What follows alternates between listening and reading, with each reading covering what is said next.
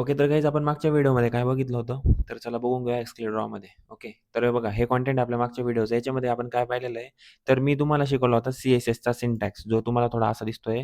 तर हे nothing but the सी-एस-एसचा syntax आहे. ज्या विद्यार्थ्यांनी मागचा व्हिडिओ बघितला नसेल, त्यांना डिस्क्रिप्शन बॉक्समध्ये मी लिंक देतोय. त्यांनी मागचा व्हिडिओ बघून घ्यायचा आहे. त्यानंतरच या व्हिडिओला यायचं आहे.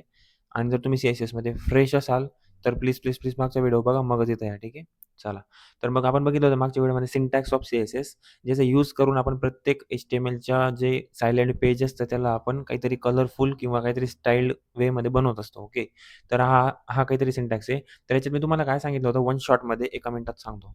समजा हे आपलं एक एच-टी-एम-एलचं पेज आहे असं मी तुम्हाला एक उदाहरण दिलं होतं, की एक आपलं घर आहे. घरात जसा सामान असतो, टिपॉय असतं, फ्रिज असतं, पलंग असतो. या पद्धतीने समजा एक रेक्टँगल आहे.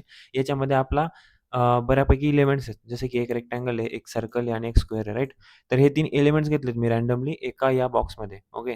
तर मला काय करायचं आहे, हा जो रेक्टँगल आहे, हा फक्त एक साचा आहे. काय आहे? रेक्टँगल आहे फक्त which has only 4 sides. Nothing colour, nothing anything else. Okay. तर मला याला स्टायलिंग द्यायची. तर स्टायलिंग देण्यासाठी मी काय करेल, याचं नाव काय आहे इथं? रेक्टँगल. तर मी ते इथं याचं नाव घेतलेलं आहे. ओके. त्याला सिलेक्ट करण्यासाठी मी त्याचं नाव घेतलेलं आहे. तर तसं एच-टी-एम-एलचं जे पेज असतं ना, त्या पेजमध्ये जे एलिमेंट्स असतात, तर एक फिक्स काहीतरी एलिमेंट्स असतात, त्यांना काहीतरी फिक्स नाव असतं.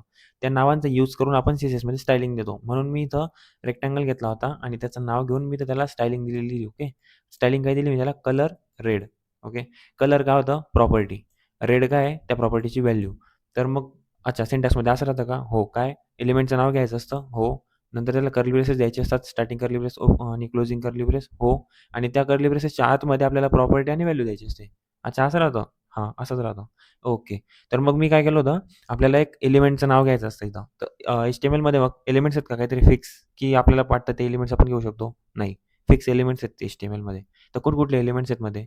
इनपुट बार असू शकतो. जसं तुम्ही Google जर पेज उघडलं तुम्ही नवीन समजा. मी इथं हे बघा Googleचं पेज आहे. ओके. तर याच्यामध्ये हा काय सर्च बार तुमचा. इथं तुम्ही ए-बी-सी-डी, ई-डब्ल्यू-एक्स-वाय-झेड काहीही लिहू शकतात. तर हा काय तुमचा इनपुट आहे. ओके. त्यानंतर हे काय ही काय हेडिंग आहे. ज्याच्यात तुम्ही Google-G-O-O-G-L-E Google लिहिलंय ना, हे काय हेडिंग आहे. ओके. हे काय आहेत तुमचे बटन आहेत किंवा अँकर टॅग आहेत. ओके. म्हणजे हे अँकर टॅग असू द्या, हे इनपुट असू द्या किंवा हे H1 हेडिंग असू द्या किंवा बटन असू द्या. तर हे सर्व काय आहेत मग एच-टी-एम-एलचे एलिमेंट्स आहेत. अच्छा.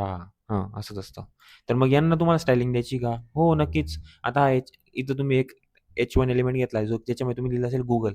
तर मग H1 एलिमेंट घेताना असं दिसतं का? अजिबात नाही. तुमचं जे पेज असतं ते काय असतं व्हाईट कलरचं. H1 एलिमेंट तुमचं दिसतो ब्लॅक कलरमध्ये. हा तुम्ही मिडलला कसं काय आणला? ओके. Google तर तुमचं इथं कोपऱ्याला कुठेतरी राहिलं असतं, इथं राहिलं असतं. बरोबर की नाही? तर मग इथं कोपऱ्याला इथं मध्ये कसा आला हा? नंतर हे जे तुमचं इनपुट बार आहे असं दिसतं का? अजिबात नाही. वेगळंच दिसतं. त्याच्यामध्ये Google और टाइप URL लिहिलेलं आहे. त्याच्यामध्ये माईक दिला त्याच्यामध्ये हे दिलेलं आहे ओपन कॅमेराचं. त्यानंतर एआय मोड वगैरे. नंतर हॉवर केल्यावर त्याची शॅडो येते. तर या सगळ्या गोष्टी ज्या त्या सी-एस-एसने दिलेल्या आहेत त्या इनपुट एलिमेंटला. तर असले सी-एस-एस जर आपल्याला लावायचे असेल, तर आपल्याला इथं एलिमेंटचं नाव लिहायचं असतं, एक प्रॉपर्टी आणि एक व्हॅल्यू द्यायची असते. समजलं असेल थोडक्यात? चला पुढे जाऊया. तर मग मी तुम्हाला मागच्या व्हिडिओमध्ये हेच सांगितलं होतं. काय? तर आपण एखाद्या एच-टी-एम-एलच्या एलिमेंटला स्टायलिंग देऊ शकतो बाय एलिमेंट नेम. तर मग एलिमेंटचा नावाचा वापर करून जर आपण स्टायलिंग देतो, तर त्याला म्हणतात एलिमेंट सिलेक्टर. ओके. म्हणजे सिलेक्टर.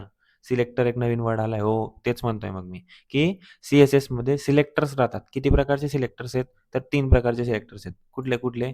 बघा, एलिमेंट सिलेक्टर, आयडी सिलेक्टर आणि क्लास सिलेक्टर. एलिमेंट सिलेक्टर काय असतो?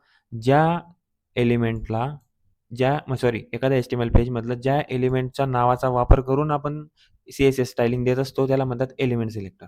फॉर एक्झाम्पल हा रेक्टँगल आहे. त्याचं नाव इथं रेक्टँगल घेतलं आपण ओके. आणि त्याला मग आपण स्टायलिंग दिली. तर आपण काय केलं इथे एलिमेंटचा नावाचा वापर करून आपण स्टायलिंग देतोय, तर त्याला म्हणतात एलिमेंट सिलेक्टर. ओके. मग इथं ॲक्चुअली रेक्टँगल हा एलिमेंट आहे का एच-टी-एम-एलमध्ये? अजिबात नाही. कुठला एलिमेंट असतो? हेडिंग H1, H2, H3 हो. तर मग इथं H1 लिहिलेलं असेल, कलर रेड, व्हाईट, ब्लू तुम्हाला जो आवडेल तो. अच्छा, याला म्हणतात एलिमेंट सिलेक्टर. दुसरा कुठला प्रकार आहे? ID selector. आयडी सिलेक्टर काय म्हणतंय? आपण पर्टिक्युलर आयडीचा यूज करून सी-एस-एस प्रॉपर्टी अप्लाय करतो. त्याला म्हणतात आयडी सिलेक्टर. तुम्हाला मी डायरेक्ट आपल्या W3 स्कूलच्या डॉक्युमेंटेशननेच दाखवतो. ओके. आता हे बघा, इथं काय एलिमेंट सिलेक्टर म्हटलं यांनी ओके. एलिमेंट सिलेक्टर मग यांनी काय केलं, एक एलिमेंट घेतला इथं. पी काय पॅराग्राफ टॅग. हा काय मग एलिमेंट आहे एच-टी-एम-एलचा. ओके. या एलिमेंटचं नाव घेतलंय आणि इथं त्याने प्रॉपर्टी घेतली टेक्स्ट अलाइन, व्हॅल्यू घेतली सेंटर आणि नंतर दुसरी प्रॉपर्टी घेतली कलर, व्हॅल्यू घेतली रेड. यांनी इथं एलिमेंट सिलेक्टरचा वापर करून CSS दिलेली. दुसरा कुठला होता आपला आयडी सिलेक्टर. ओके. आयडी सिलेक्टरचा वापर कसा केला त्यांनी? काहीतरी एक आयडी दिली असेल एका पर्टिक्युलर एलिमेंटला. आयडी कशी देतात तुम्हाला HTMLच्या लेक्चर्समध्ये मी सांगितलं आहे. नसेल बघितलं तर HTMLच्या प्लेलिस्ट तुम्हाला स्क्रीनवर दिसते. ही HTMLची प्लेलिस्ट आहे. हिला ॲक्सेस करण्यासाठी डिस्क्रिप्शन बॉक्समध्ये मी तुम्हाला लिंक देतो. तिथं जाऊन तुम्ही HTMLचे पूर्ण व्हिडिओ बघू शकता जर तुम्हाला येत नसेल तर. आणि जर येत असेल तर पुढे कंटिन्यू करू. तर तुम्ही इथं HTMLच्या एलिमेंटला जी काही आयडी दिली असेल ती आयडीला इथं ॲक्सेस करा using hashtag. Okay. Using hashtag. बघा मी इथं लिहिलेलं पण आहे. आपण यूज करतो हॅशटॅगचा. कायसाठी? त्या पर्टिक्युलर एलिमेंटला ॲक्सेस करण्यासाठी. कळलं? नंतर सेम त्या पद्धतीमध्ये असतो तुमचा क्लास सिलेक्टर. क्लास सिलेक्टर काय करतो मग? तेच करतो. बघा इथं त्यांनी आयडीने ॲक्सेस केलं त्या हॅशटॅगचा वापर करून आयडी लिहिली आणि तेच प्रॉपर्टी व्हॅल्यू. क्लास सिलेक्टर काय करतो? तेच करतो. क्लास सिलेक्टरसाठी तुम्हाला इथं क्लास लिहावे लागेल आणि त्याला ॲक्सेस करण्यासाठी आपल्याला इथं काय करावं लागतं? डॉटचा वापर करावा लागतो. तर इथं आपण डॉट, क्लासचं नाव आणि मग प्रॉपर्टी व्हॅल्यू. कळलं असेल सिलेक्टर्स किती प्रकारचे असतात तर 3 प्रकारचे सिलेक्टर असतात. कुठले? इथं तुम्हाला दिलेलं आहे बघा. एलिमेंट सिलेक्टर, आयडी सिलेक्टर आणि क्लास सिलेक्टर. तर 3 प्रकारचे सिलेक्टर असतात. प्रॉपर यूज कसा करायचा हे तुम्हाला कळलं असेल.